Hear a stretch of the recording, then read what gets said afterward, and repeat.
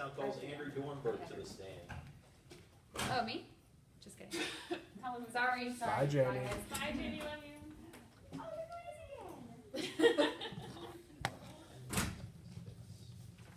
So I'm getting that you're very prepared right now.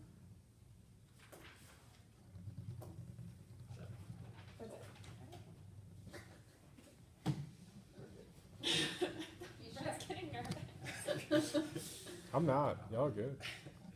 Can you please introduce yourself to the members of the jury? My name is Andrew Dornberg, How old are you, Andrew? 22. And whereabouts are you from? I am from Armadillo. You said you're 22. Are you in school right now? Yeah, I'm a senior at Lone Star. Are you familiar, you said you're a senior at the University of Lone Star. Are you familiar with the fraternity Zeta Lambda Nu? I am. How are you familiar with that fraternity? I'm a member of the fraternity, and I'm actually the current president of the fraternity. And back in 2014, were you involved with that fraternity? Yes, I was a treasurer at that time. And what sorts of things does a treasurer of a fraternity have to do? We collect, or I collected dues payments, and then I helped set up the events, the parties, and that kind of thing. You said you were involved with some of the parties. Do you recall a party that took place on the 24th of May back in 2014? Yeah, worst day of my life. Now, where was that party held? It was at the fraternity house. And what was the theme of that party? It was beach themed. Yeah, it was a teen beach movie thing. What was your role in preparing the house for that party?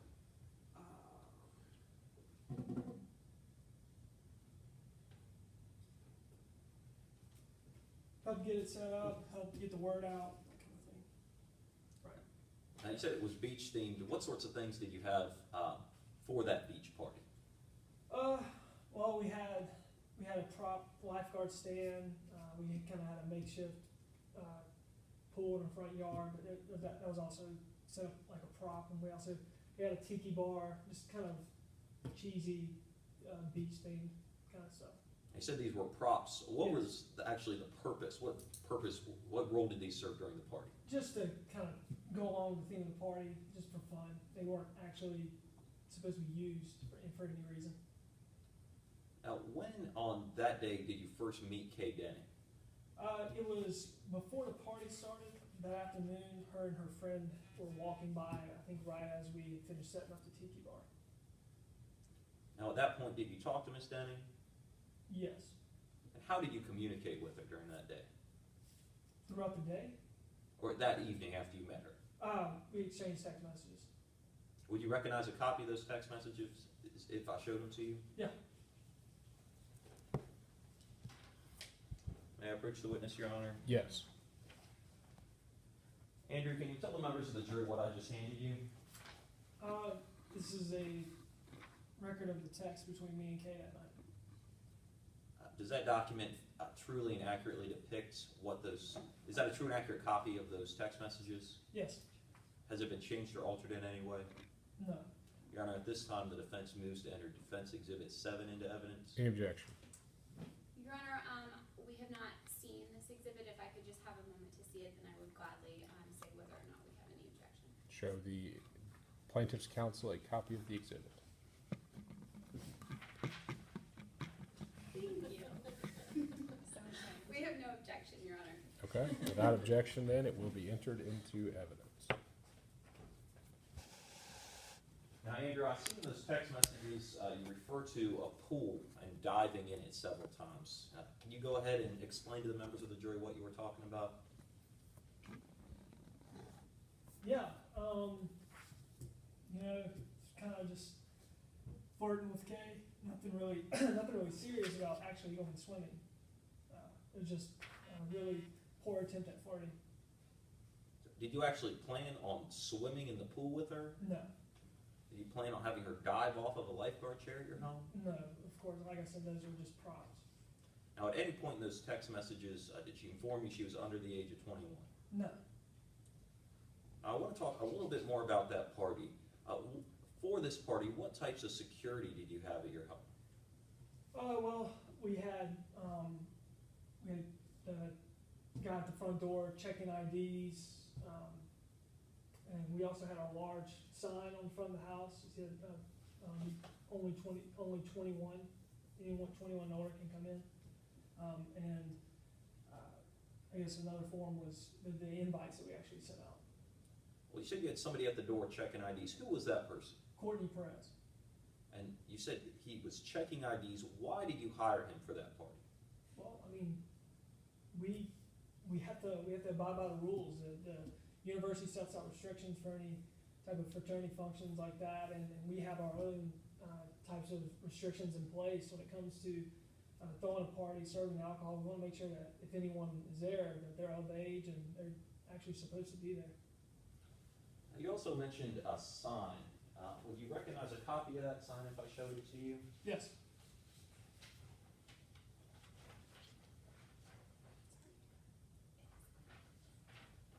Your Honor, may I approach the witness with what has been previously entered as Exhibit 3? Yes.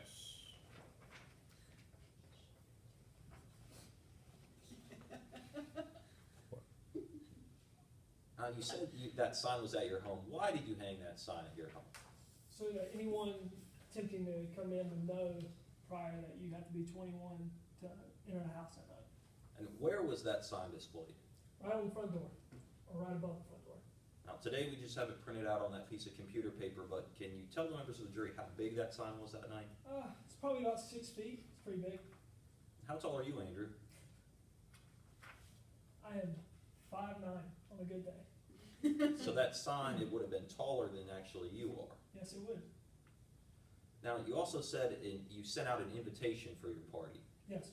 What did that invitation say about the age of the people allowed in? You have to be 21.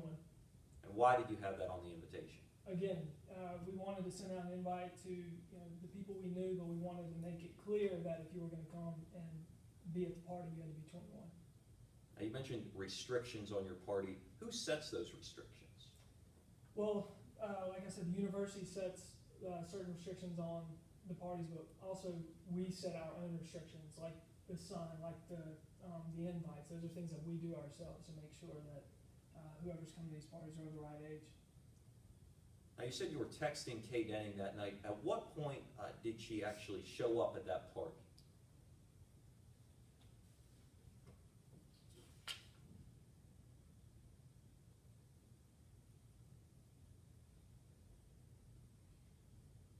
I don't think she got there until it was well after 1 o'clock. Now, when was the first time you saw her at that party? I do not recall exactly the first time I saw her. Well, when you did see her that night, how did she appear? She appeared fine. To you, did she appear to be under the influence of alcohol? No. Now, what did you say to Kay, if anything, when you first saw her when she showed up at that party?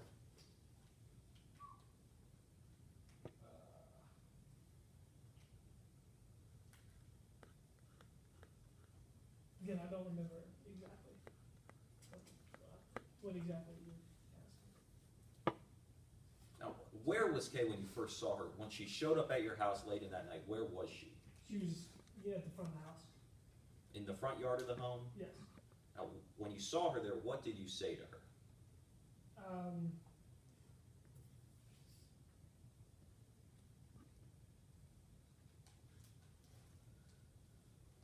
That's all right, Andrew. We'll go ahead and move on. Your Honor, if I may approach the witness with what has been already entered as Plaintiff's Exhibit 8. Yes. Now, Andrew, do you recognize those text messages? Yes. Who sent those text messages? Chris Bloom, case friend. Do you know who Chris Bloom is? Yes. Now, the messages on that piece of paper, they were sent on the night of this party. When was the first time you saw those messages? I did not see these messages until 6 days after the accident. Now, we heard that you were texting Kay that night. How do you explain not seeing those messages? Whenever these texts came in, I didn't have my phone open. I didn't have that screen pulled up. I did not see them. Now, there's a message sent from you on there. Yes. Why did you send that message? Look, even happened. I felt so horrible about what happened to Kate. I just sent it. It was just kind of in the moment kind of thing. Thank you, Andrew. What steps that night, the steps on the night of that party, did you take to ensure that you were following the restrictions you had in place? I mean, we had the security at the front door checking IDs for everyone there. We had the sign, the big 6-foot sign on top of the front door that said you have to be 21 to come in. And from the very beginning of the invitations we sent out, everyone knew who got the invitation, who were coming, knew that you had to be 21 to get inside. So, Now, had you seen those text messages from Chris Bloom about Kay being intoxicated, what would you have done? well, I wouldn't have let her in. Who would you have called? Well, I would have gotten her a ride home. Like I would have called her a friend. And had you know Kay was under the drinking age, would you have invited her to your party? No, of course not. All right, thank you, Your Honor. At this point, there's no further questions. Okay, any cross-exam? Yes, Your Honor. Permission to retrieve the podium? Yes.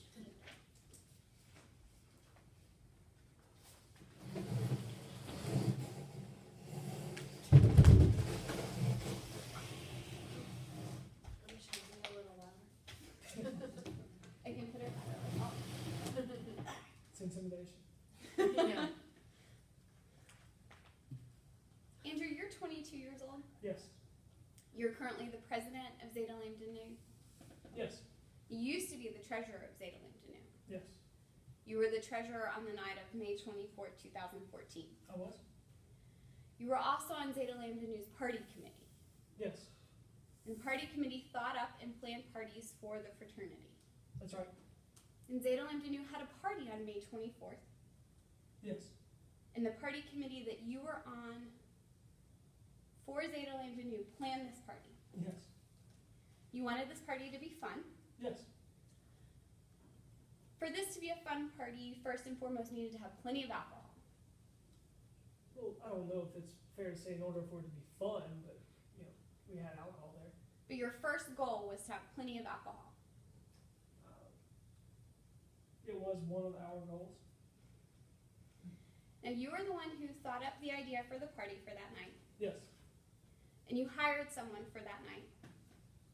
Yes. You hired one person. Yes. That person was Courtney Perez. Yes. And Courtney Perez's job that night was to stand at the front door, right? Yes. And was to check IDs. It was. Now, the party that night had a beach theme, Yes. and you had a tiki bar in the front yard. We did. And the tiki bar was one of the places that people could get alcohol from. Yes. You also had 2 kegs in the backyard, Yes, I think that's right. and people could also get alcohol from those kegs. Sure. Now let's go back to the front yard. You also had a pool there. I'd hardly call it a pool. It was meant to look like a pool, but I guess it was just a prop. Okay. And this pool-looking object, it was man-made, Yes. and you actually helped make it. Yes. You made it out of plastic tarps and sandbags, Yes. and it was only 2 feet deep. Thereabout, yeah. Now, Andrew, you also work part-time as a lifeguard at an athletic center, Yes, I do. and as a lifeguard, you have to complete some training, Yes. and that training is about making sure people stay safe in and around water. Yeah, absolutely. And for this party at the Zeta Lambda Nu house, you actually went to the athletic center to get a lifeguard chair. Yeah, I grabbed one of the old lifeguard chairs that they had laying around. And this particular lifeguard chair, it was old, Yes. it was rickety. Sure. And now on direct examination, you said that it was more of a prop. Right. But you still brought it to the house, Yeah, I mean, went with the theme of the party. and you even felt the need to test it out. Yes. And then you ended up tying sandbags to the bottom of it. Yes. We didn't want anybody stealing it. I had to take it back after all.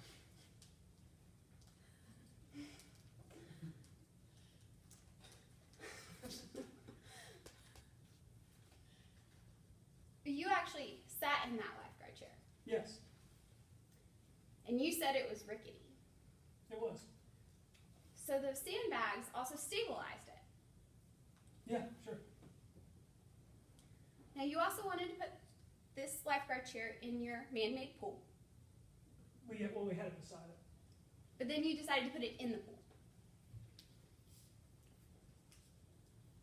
Yes. So that if someone fell off of it, the 2 feet of water in the pool would break their fall.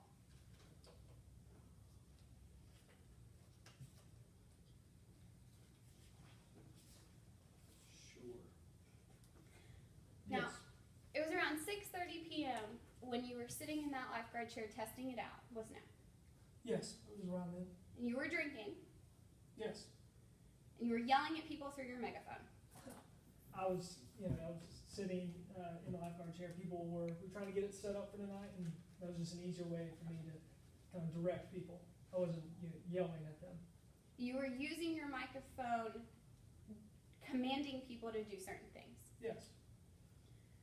Now, people in the pool could see where you were. Is that right? People in the pool? People floating on rafts in the pool, they could see you in the lifeguard chair. Yes. People in the yard could see you on the lifeguard chair. Yes. People on the sidewalk could see you in the lifeguard chair. I guess so. People in the street could see you in the lifeguard chair. Sure. Now, when you climbed down from this lifeguard chair, you slipped.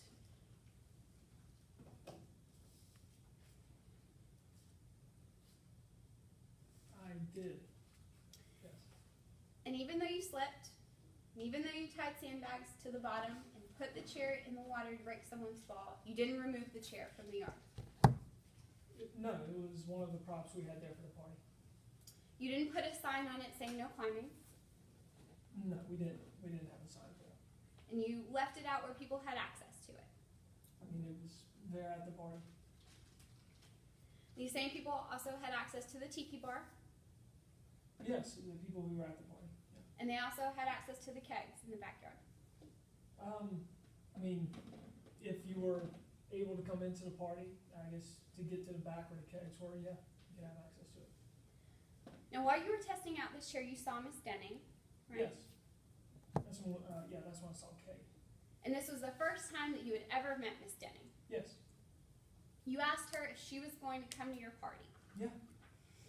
You didn't ask her if she was a student at the University of Lone Star. No, I did not. You didn't ask her if she was 21. No, that's not a real good icebreaker. There's only just me. Yet those were the qualifications to get into the party. Yes, you're right. Now, you also asked for Miss Denning's phone number, I did. and she put her number in your phone. She did. And she had a friend with her, Chris Yes. Bloom. Chris Bloom also put his number in your phone. Yes, he did. And then Chris sent you some text messages later that night, didn't he? Yeah, I found out days later that I had text from him. And you didn't respond to Chris that night. No, I did not. And you said on direct examination that you didn't see them because you said your phone was closed. Well, I didn't have it open to that screen. I just didn't see him. Yeah.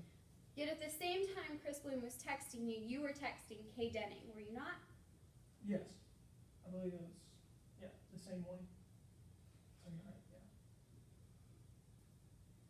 Yeah. Now, you also, like I said, you had been texting Kay Denning that night too, right? Yeah. You actually texted Miss Denning 10 times that night, didn't you? Yes, Yet she only responded to you 5 times. that's correct. And in these text messages, you asked her to come to your party. Mhm. You asked her to come to your party a second time.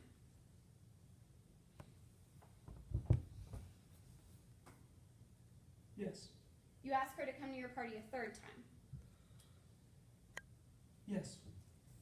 You ask her if she's coming to your party. Yes, that is something I asked her. You ask her if she's coming to your party a second time. I did. You ask her where she is. That was something I asked her, yes. You ask her where she is a second time. Yes. Objection, this is needlessly cumulative. Let's try to wrap it up. But continue. Overrule. You tell her that she can dive in your pool anytime. Yes, I did. You tell her, let's go swimming. Yeah, that's what I said, yeah, but it was kind of a, like I said earlier, a bad way of flirting. But you didn't ask Miss Denning if she was 21. No, I didn't. You didn't ask her if she was a student at the University of Lone Star. Yeah, no, I did not. Miss Denning finally did come to your party. When she arrived at the house, the party was over. But she did come to the house where the party was. Yeah, she came to the house where the party had been. And this was around 1:30 a.m. Yes, I believe so. And you didn't think she was very intoxicated. No, But you had also been drinking that night. I had. And you had been drinking for the last 7 hours at this point. I've been drinking at the party. It was over the course of 7 hours, yes. And when Miss Denning showed up, the tiki bar in the front of the house was still there. Yes, The kegs in the back of the house were still there. I think so, yes. And Miss Denning, she climbed that lifeguard chair. Yes, This was the chair that was old. yes, This was the chair that was rickety. yes, the prop chair. And Miss Denning fell off of it. She did. And she fell off of that chair into the water. Yes. The water that was supposed to break her fall. Yes. No further questions, Your Honor. Any redirect? Yes, Your Honor.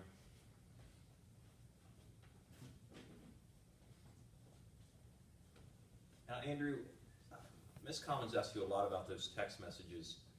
Can you explain to the members of the jury, why did you say you can come dive in my pool?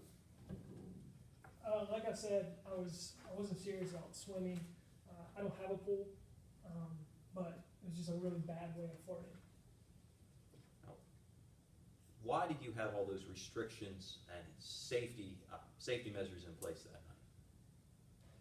It's important to us. We're throwing these parties. We're inviting the other students to come to these parties. We have to, at a minimum, we have to protect them. We have the school's restrictions. We have our own restrictions. We have them in place to make sure that who's there is supposed to be there and that they're going to be safe. And Ms. Collins went through a series of 5 text messages where you asked Kay to come to your party. Had you known she was underage, would you have sent any of those messages? No, I wouldn't have. All right, thank you, Your Honor. No further questions. Does any other issues with this witness? No, All Your right, Honor. witness may step down. Does the defense have any other witnesses it wishes to call? Yes, Your Honor, at this time the defense calls Courtney Perez. Come dive in my pool anytime. You can dive in my pool anytime. You guys get better at flirting, Jordan. That Your line Honor, probably, permission to retrieve evidence. that line probably work on Tinder. Thank you so much Yeah. for Change the vote. helping out. No problem. Sunday. So I was already here. Can you please introduce yourself to the jury? I'm Courtney Perez. What do you do, Mr. Perez? I'm a student, and I also have a side job throwing parties, helping people throw parties. How do you throw parties for people? Well, basically, I meet with the people that want to throw the party, and we get a theme together, and everything you would need to throw a party. How often do you throw parties for people? Fairly often. Have you ever thrown a party for Zeta Lambda Nu? Oh yes, Were you involved in throwing the party on May 24th of 2014? yes. What was done to prepare for that party? Well, I met with Andrew and the rest of the fraternity in order to establish a theme and food and drinks and etc. What did you do the day of the party? The day of the party, well, the day of the party we prepped for. We set up, the props and so forth, and got the drinks and food all ready. Now you mentioned props. What kind of props did you set up for this party? Well, it was a beach theme, so we had constructed a pool of sorts in the front, and also a beach and a tiki bar. Now, how large was this pool? Not very large. Like I said, it was used for a prop. Maybe, I don't know, 10 feet longish. Was this pool meant for swimming? No. Now, Was there any discussion about liability for this party? Yes. How often do you discuss liability with the parties you plan? I discuss liability with every party I plan. Now, what did this discussion lead to? It eventually led to, I thought that it might be a liability with the pool and the chair, but we established that everyone was going to be 21 and they were adults, and so we didn't see it as being a liability. Were people who were under the age of 21 allowed to be at this party? No. Now, what did you do to keep people under 21 from coming in? Andrew and myself made a big sign that said no one under 21 allowed. And would you recognize this sign if you saw it? Yes. Your Honor, may I approach the witness with what's already been entered into evidence? Now, Mr. Perez, can you demonstrate on the map where that sign would have been? Sure. It was hanging right here. And how large was this sign? It was about 6 foot long. So, where could this sign be seen from? I guess depending on your eyesight, it was fairly large, so it could be seen, at least from the sidewalk. Why did you make this sign, Mr. Perez? Because it was a liability for anyone under 21 to be at the party. All right, well, let's talk a little bit about the party that night. What did you drink that day? I had a couple beers with dinner, and then after that, I didn't drink anything. So, were you drinking during the party? No. Now, where were you standing during the party? I was standing at the front door, checking IDs. And can you demonstrate for the jury what you could see from the front door where you were standing? I could see the sidewalk and the entire front yard. Would someone have been able to come into their front yard without you seeing them? No. So what was your job that night? My job was to check IDs. And did Kay Denning come to the party that night? Yes. What happened when she came to the front door? When I asked her for her ID, she said that she had left it at home, and then after I told her that she wouldn't be allowed in the party without an ID, without being 21, she stormed off. How long were you standing at the front door that night?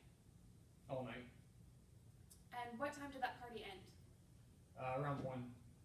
Or it has to end at 1, according to the university. There was still people there cleaning up and so forth. What did you begin to do around 1?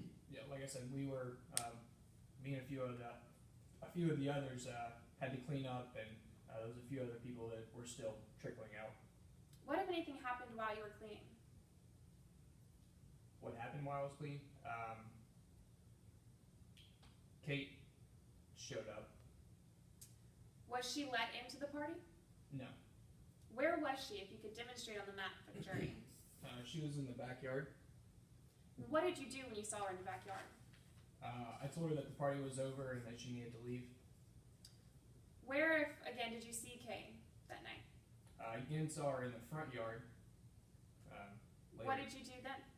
I told her that she needed to leave. What, if anything, did Kay have with her at that point? She had a large cup.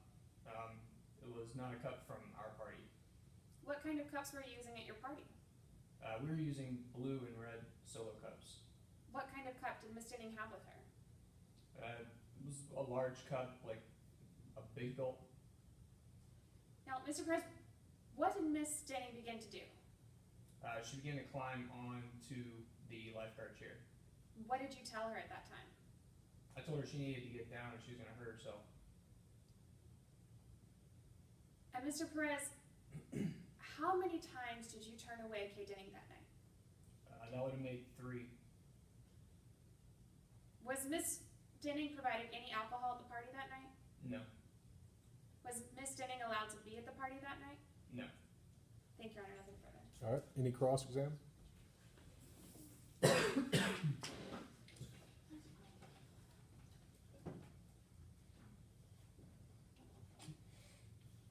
One moment, Your Honor.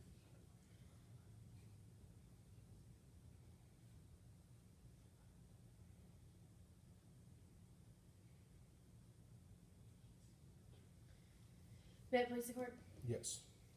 Now, Mr. Perez, you're pretty experienced at parties, right? Yeah. You've even made a business out of it, right? Yes. So you know that parties involve drinking, Yes.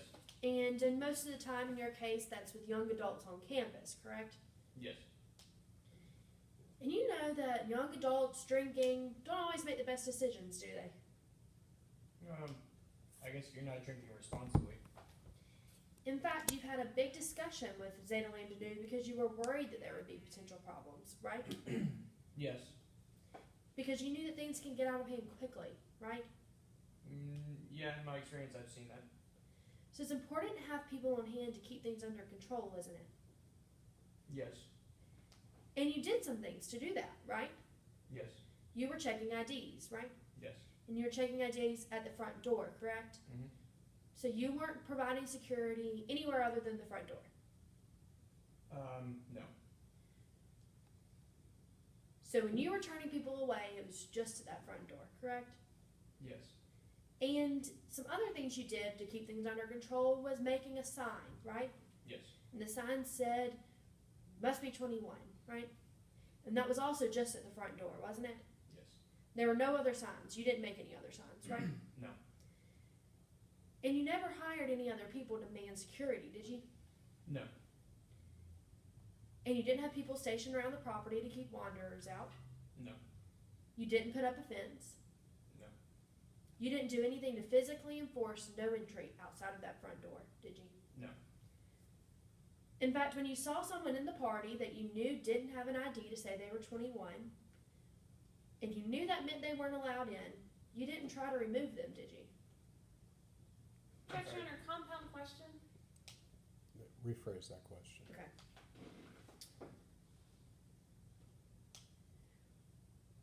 When you saw someone you had previously turned away at the party, you didn't do anything to try and remove them, did you? No. You just told her that the party was over, right? Yes. But you didn't escort her out. No. And part of your responsibilities outside of that were setting up the party, right?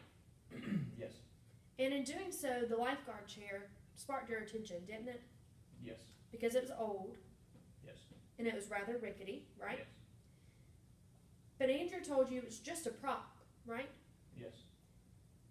But you figured people would be climbing on it, didn't you? It was a possibility. And as we know, they did, didn't they? Yes. But Andrew told you that sandbags would fix the problem, stabilize the chair, right? Yes. And that the water would break their falls. Yes. But the pool was only about 2 feet deep, wasn't it? Yeah, 2 to 3. And you didn't make a sign for the pool. No. You didn't make any signs saying no diving. No. You didn't make any signs saying shallow pool. No. And Andrew Dornberg also told you that you could never have a party if you worried about every little danger, right? He did say that, yes. But having parties is important, wasn't it? Well, yeah. Because that's part of your job. I mean, it is your job to have parties, right? Yes.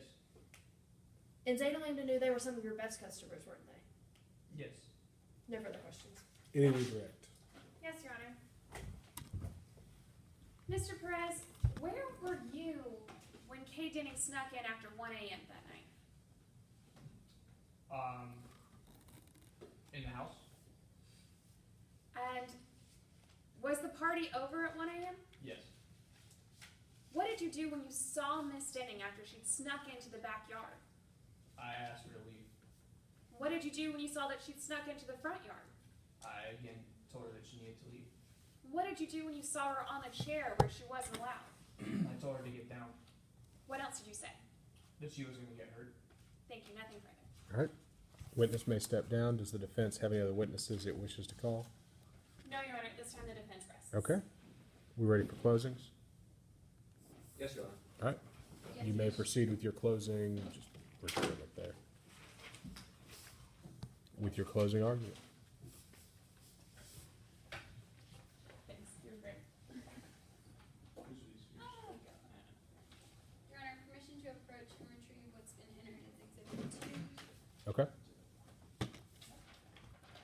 I had exhibit here.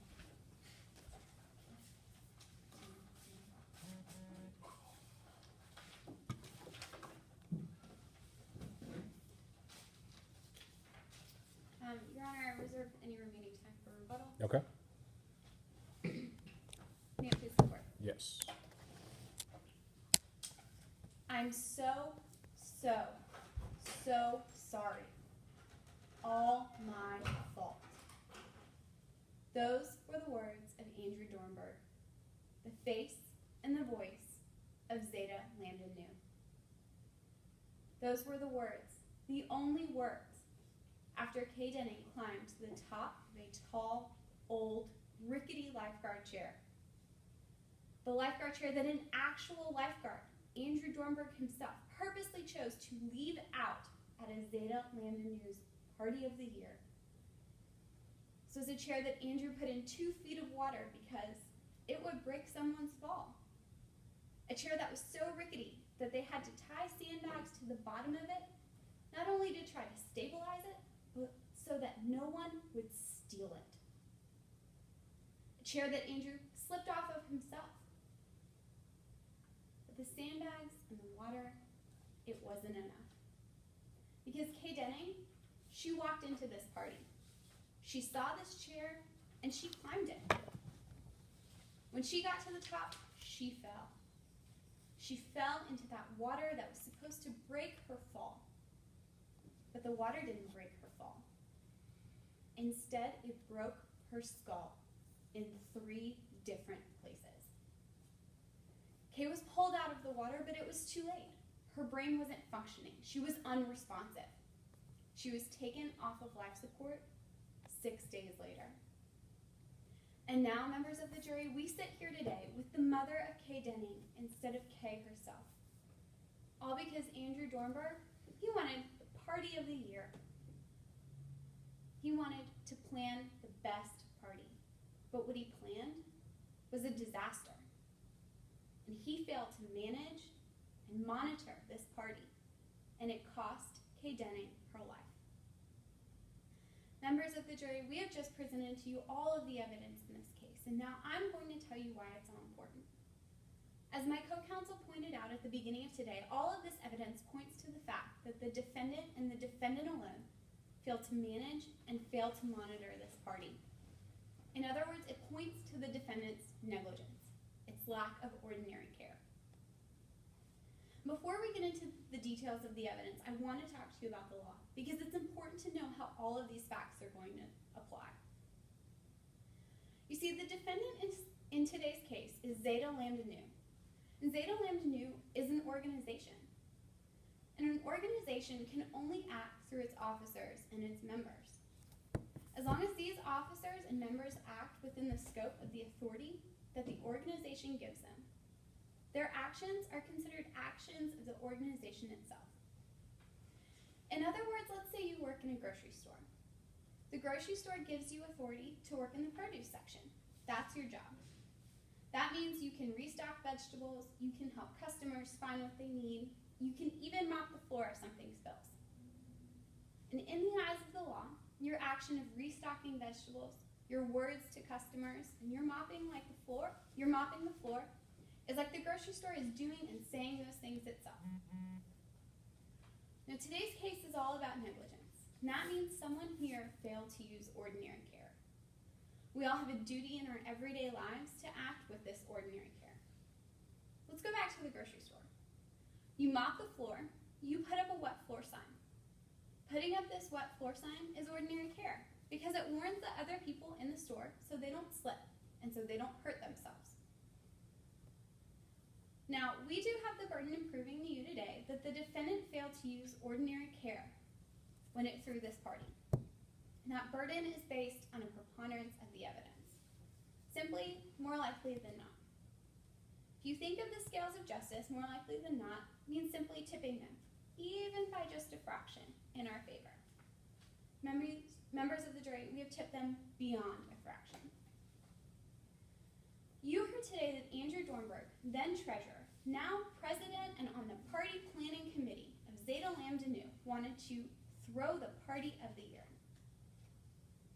Him being the treasurer and the president and on this party committee means he had the authority to spend the money for, to plan, and to throw any party he wanted.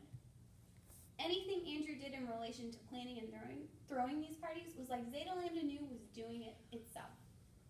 He was the face, and he was the voice of the fraternity. When he planned and threw this party on behalf of Zeta Lambda Nu, he never actually planned to take responsibility for the consequences of his actions. He didn't think that there would be consequences. Andrew failed to manage, and he failed to monitor a party that cost Kay Denning her life. So let's talk about how Andrew managed this party. He decided he wanted Zeta Lambda Nu to throw a beach-themed party. He even sent out invitations, inviting thousands of people at the university. He designed this party, he planned it. And he wanted an actual beach, front and center. He put this beach theme in the front yard of the fraternity house. He didn't block it off from the general public in any way. Anyone on the sidewalk could walk right into this party.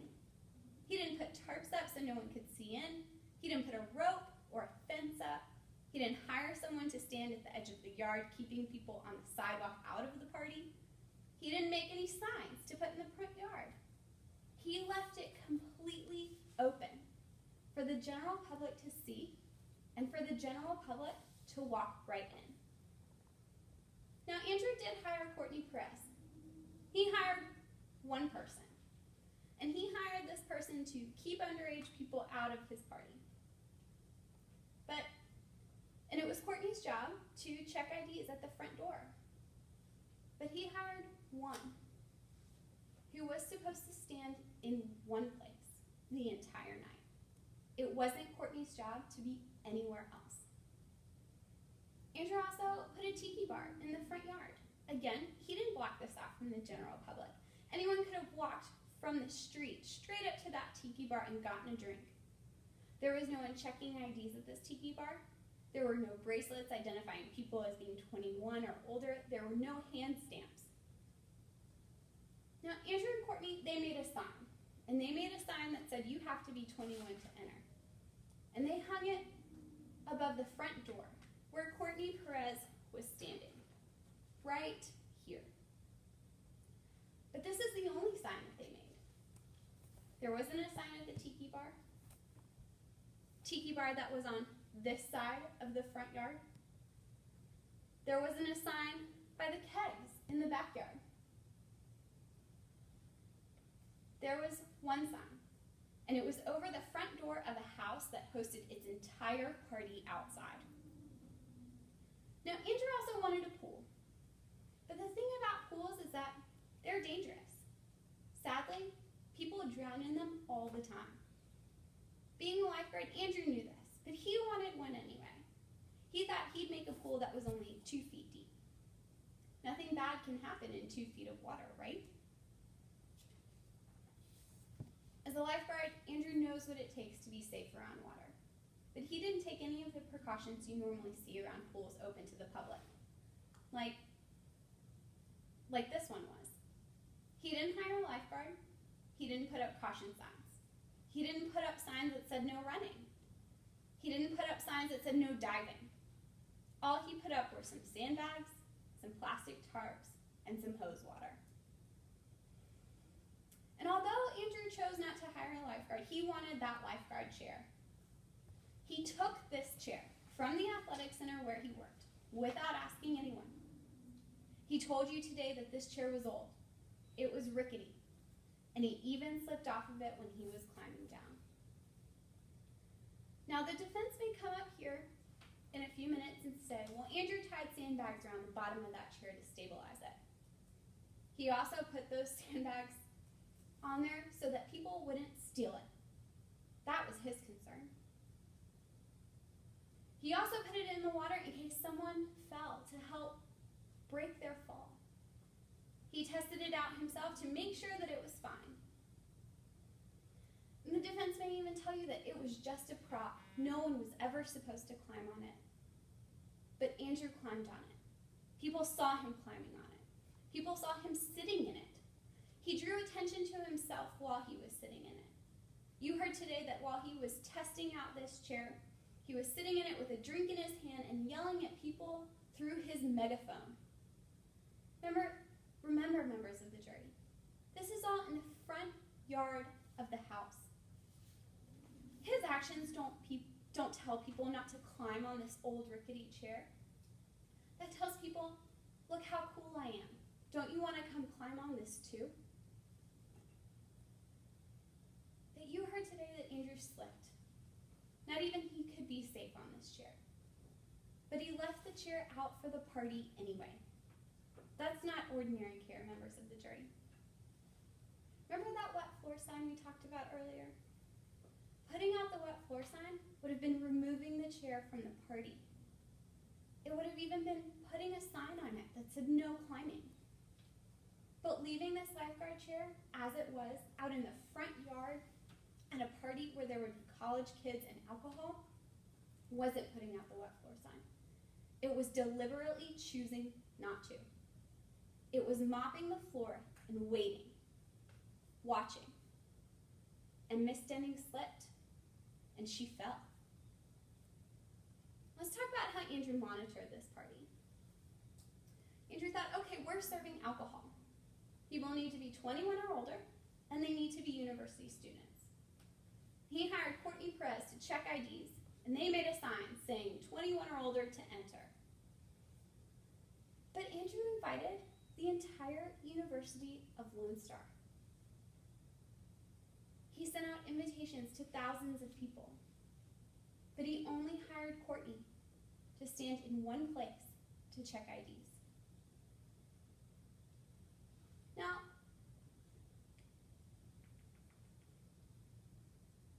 maybe all of the fraternity brothers would play a part in making sure that this party went smoothly, that it went safely, and they would just need one more person for checking IDs. Maybe all the fraternity brothers would be sober that night. But members of the jury, that wasn't the case. Zeta Lambda Nu hired Courtney so that none of the other fraternity brothers had to stay sober, so that none of them had to check IDs, so that none of them would miss out on the party of the year. Andrew Dornberg, he hired one person to monitor.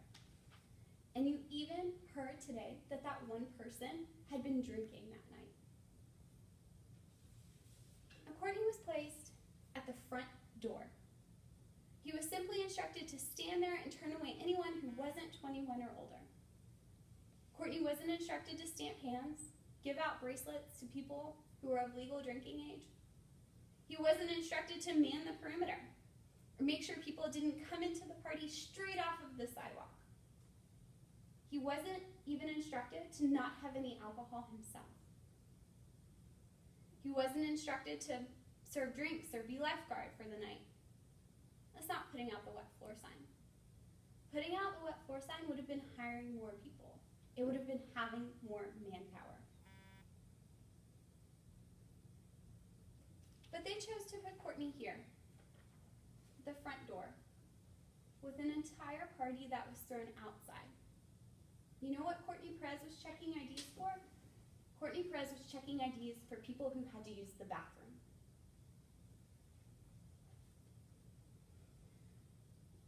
Andrew, planner of this party, didn't even monitor it himself. He started drinking by 6:30 for a party that wasn't supposed to start until 8 or 9. And he kept drinking and drinking and drinking. All the way until Miss Denning showed up at the Zeta Lambda Nu house at 1:30 in the morning. That's 7 straight hours. And he didn't spend those hours as a lifeguard making sure everyone in the pool was safe.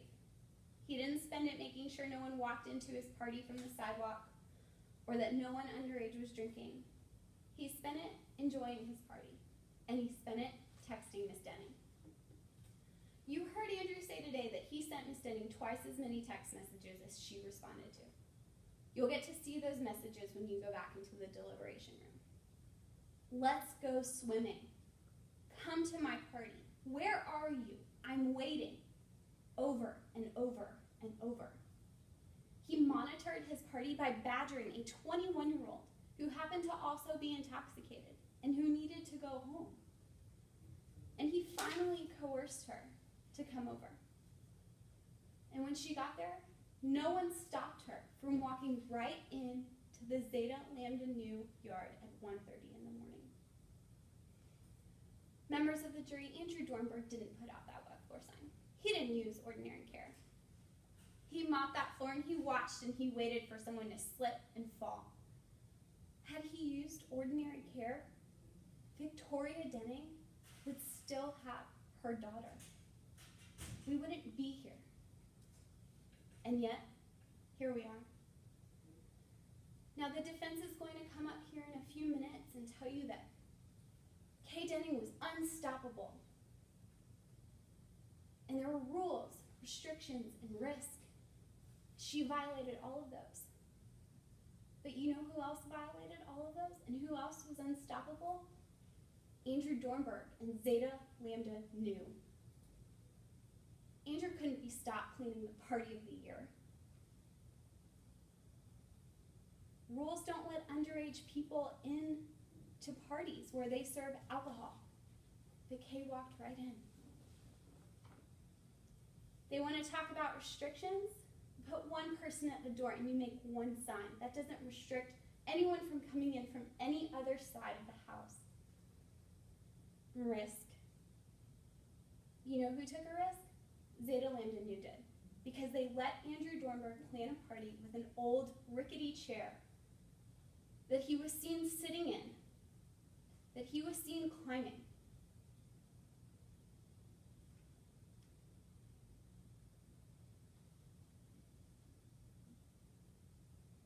Andrew Dornberg, had he managed and had he monitored his party of the year, Kay Denning wouldn't have been able to walk right into the yard at Zeta Lambda Nu.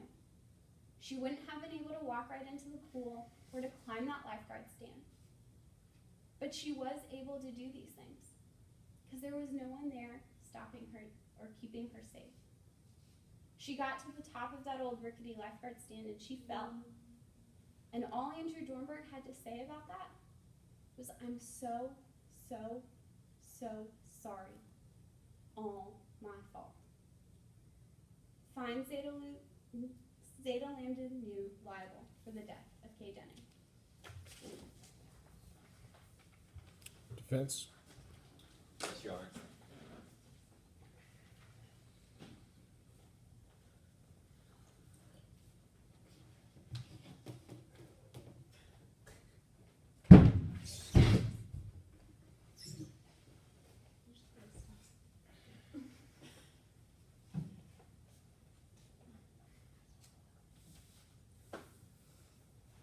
All right, may I proceed? Yes. 1 a.m. on May 25th, 2014. A drunk college student shows up at the Zeta Lambda Nu house. She knows she's underage. She knows she won't be able to get in. But that doesn't stop her. She's told that party is over, that she needs to leave. But that doesn't stop her. She forces her way in, staggers and stumbles around until she finds that lifeguard chair. And when she starts climbing on it, she's told to get down. She's told she's going to fall. But even that doesn't stop Kay Denning. Members of the jury, today we heard about what happened to a college student when she broke the rules, when she ignored the restrictions, and when she took risk after risk after risk. When she couldn't be stopped, when she crossed the line, and sadly, it cost her her life. Now, members of the jury, the death of Kay Denning is tragic. Anytime a young person loses their life, it is a tragedy. We ask ourselves why? Why did this happen? Who is responsible for what happened that night? Well, that's exactly what you're here to decide today. To decide who was negligent at that party, whose actions caused Kay Denning to lose her life. Now, in reaching your decision and answering those questions, it's important that you understand exactly what you're deciding on, what the term negligence actually means, and why that term is so important here today. Now, as the judge will later instruct you, here in Lone Star, negligence is defined as failing to use ordinary care. That means any person can be negligent when they fail to act as we would expect a reasonable person to. And as a result of those unreasonable actions, someone is injured or someone loses their life. As we talk about the evidence, as we talk about what happened that night, I want you to keep in mind this fraternity's actions. But more importantly, I want you to keep in mind Kay Denning's actions. As we think about her actions, as we think about what she did that night, I want you to keep in mind the 3 R's. Rules, restrictions, and risks. Because we learned today, Kay Denning, she broke the rules that night. She ignored the restrictions this fraternity had in place, and she took risk after risk after risk. She couldn't be stopped. She crossed the line. Now, members of the jury, today we learned that Kay Denning, she was under the influence of alcohol on the night of her death. That she had been drinking at several parties even before she went to the Zeta Lambanue house. Now, I want to make perfectly clear, we're not saying Kay was a bad person because she chose to consume alcohol that night.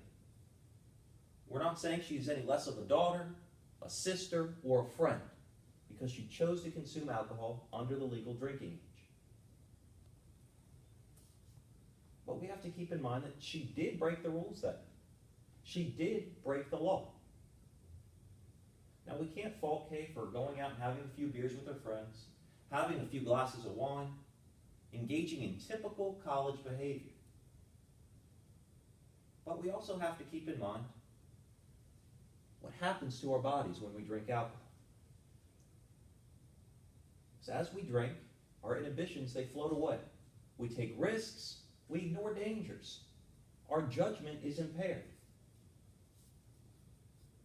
Now, on every case of beer we buy, every commercial that we see, there are those 2 very important words. Drink responsibly.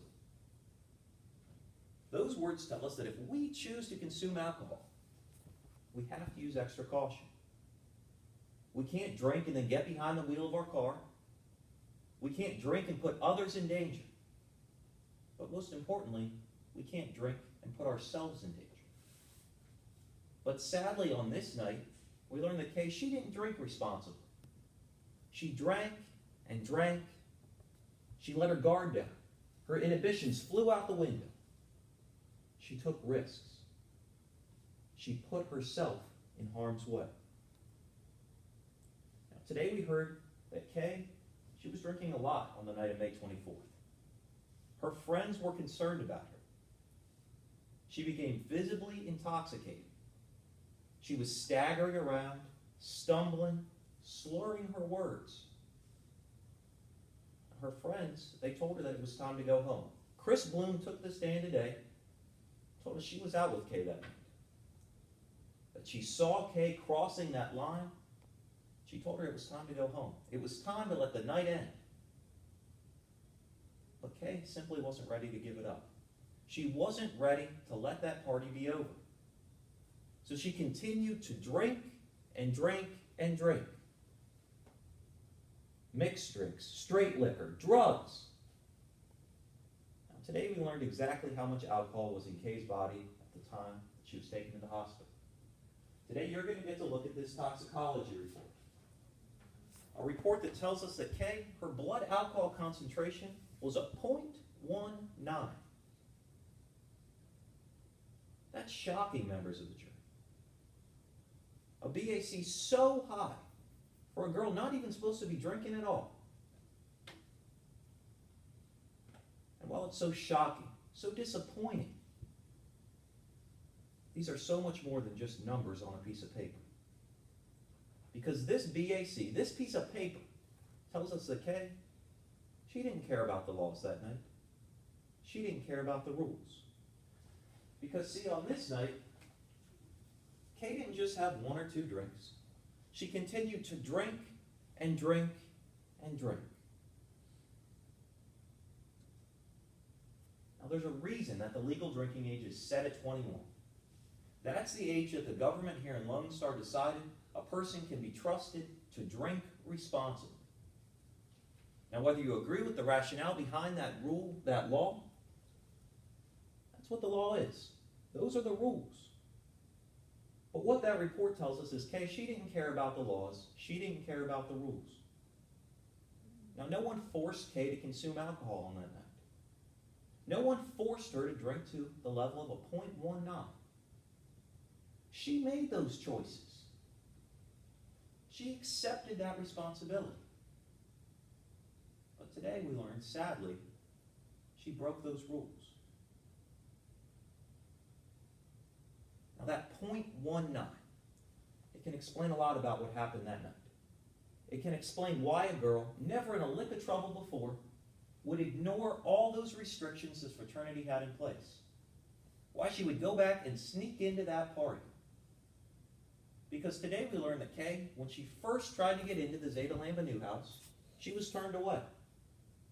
See, this fraternity had restrictions in place. Restrictions to make sure they acted responsibly. To make sure they followed the laws. To make sure that people were safe.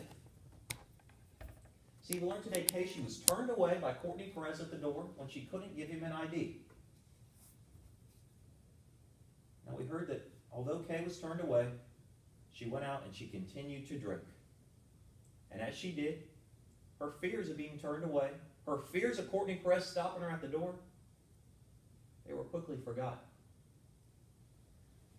She forgot about this sign. Today, Andrew Dornberg took the stand and he told you exactly why this fraternity hung this sign over their door. To keep underage people out. To let people know they're serious about these restrictions. Now, although this is just on this little piece of computer paper here today, when this was hung on the Zeta Lambda New House, it was over 6 feet long. To tell people this fraternity was serious about not letting underage people in. We heard that even on the restriction, on the invitation this fraternity gave out, they had restrictions. Underage people were not invited. They were not welcome. Kay Denning was not welcome at this party. But sadly, she couldn't be stopped. See, she ignored restriction after restriction. It didn't matter how much this fraternity did that night, how many restrictions they had in place. Because Kay Denning, that .19, it wasn't going to follow those restrictions. It was going to ignore them. She couldn't be stopped. Now we heard about what happened shortly thereafter Kay snuck into that party. We heard that she was told it was over, that it was time for her to go home. But again, she didn't listen. Courtney Perez told us today he saw her in the front yard and he told her to leave. He saw her in the backyard and he told her again to leave. But she didn't listen. We ask ourselves why. Why would this girl refuse to accept the fact that party was over? Why would she refuse to leave? Let's think back to that number. 0.19. Let's think about what alcohol does to the body. It impairs our judgment. It makes us make poor decisions, take risks, ignore dangers. Now we heard about what happened when Kate started climbing on that chair. That she was told to get down, but again, members of the jury, she couldn't be stopped. She kept climbing on that chair, and within a few minutes, the lives of everyone at that party, the lives of everyone on that campus, and the lives of Kay Denning's family were forever changed. Now today, the plaintiff, they want you to believe that's all they had to prove, is that Kay climbed on that chair and she fell down, and because she did, this fraternity must be liable. But members of the jury, that's simply not the case. Because today the plaintiff had to prove to you that this fraternity let Kay into their home knowing that she was drunk, knowing that she was underage, and that some member of this fraternity told Kay it was a good idea to climb on that chair and try to jump off. But what we learned today is that the plaintiff can't manage to prove any of these things. Because there's no evidence that any member of this fraternity told Kay to go anywhere near that chair. In fact, we heard the exact opposite. We heard that they told her to get down, that she was going to fall. But she couldn't be stopped. We learned that Kay, she wasn't welcome at that party. No one at this party admitted her to go inside. Sober or drunk, she wasn't supposed to be there. But again, she couldn't be stopped. Today, the plaintiff had to convince you that this fraternity's actions that night were unreasonable, that they failed to use ordinary care.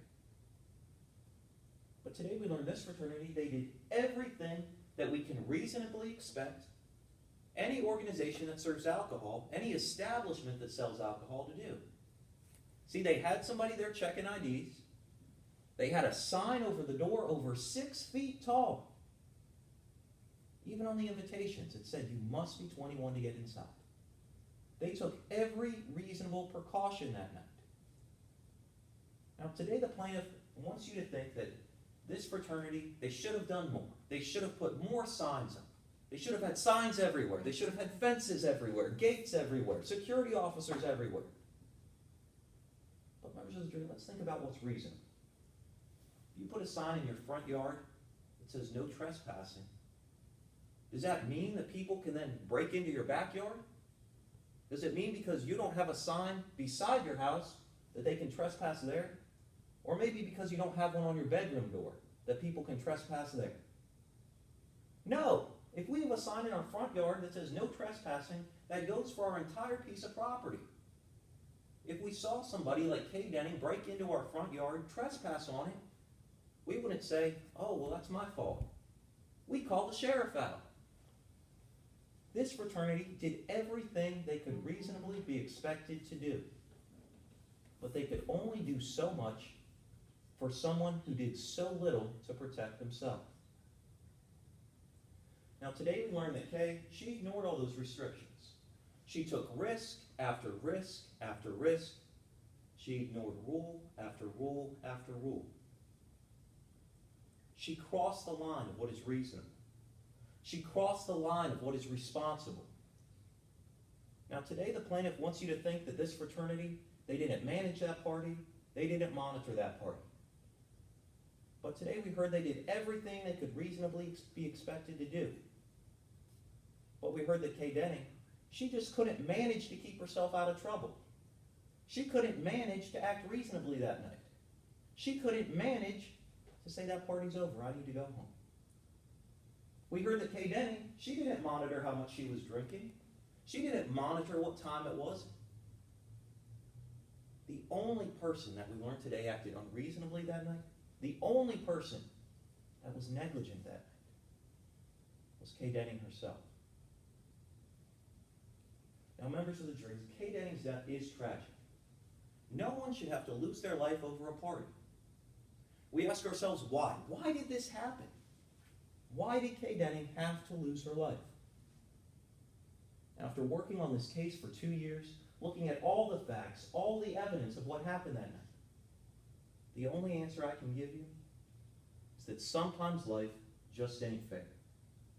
Sometimes those tiny decisions that we make without even thinking about them, they have consequences. And like it or not, we have to live with those consequences. Because sometimes life just ain't fair. It's not fair that the Denning family had to sit here today and listen to witness after witness after witness talk about how their daughter broke the rules, how she ignored the restrictions, and how she took risk after risk after risk. We are so sorry that they had to sit here and listen to that. But we had to do it, members of the jury. We had to talk about what happened that night, because if we didn't, if we accepted the tale the plaintiff is trying to weave here today, an even greater tragedy would occur. See, what the plaintiff has tried to do today is take all the emotion, all the pain, all the anger of what happened that night, and put it on the backs of these young men They want to take the pain, the anger that the Denning family feels and put it on the shoulders of these young students. But what we learned today is that these students, they did everything they could reasonably be expected to do that night. They did everything they could to protect Kay Denning. But they could only do so much for someone who did so little. Today, the plaintiff wants us to forget about Kay's actions. They want us to forget about all the risks she took that night. Now, Kay was a young woman full of promise, responsible, loving, caring. But the person who broke those rules that night, the person who ignored those restrictions, the person who took risk after risk, that wasn't who Kay was. But those were her actions. We say, why would she do these things? Well, think back to that number, 0.19. That's the number that matters today. Because it didn't matter about the number of times she was turned away. It didn't matter about the number of times she was told to leave or to get off that chair. Because that's the number that tells the story of why Kay Denning took these risks, why she crossed that line. Zeta Lambanu couldn't save Kay Denning from the true danger that night, herself. Today we learned that there was only one person, and one person only, that could have saved Kay. But sadly, she crossed the line. She couldn't be stopped. And it cost her her life. Find Zeta Lambanu not liable for Kay's death. Thank you. Rebuttal. Briefly, Your Honor.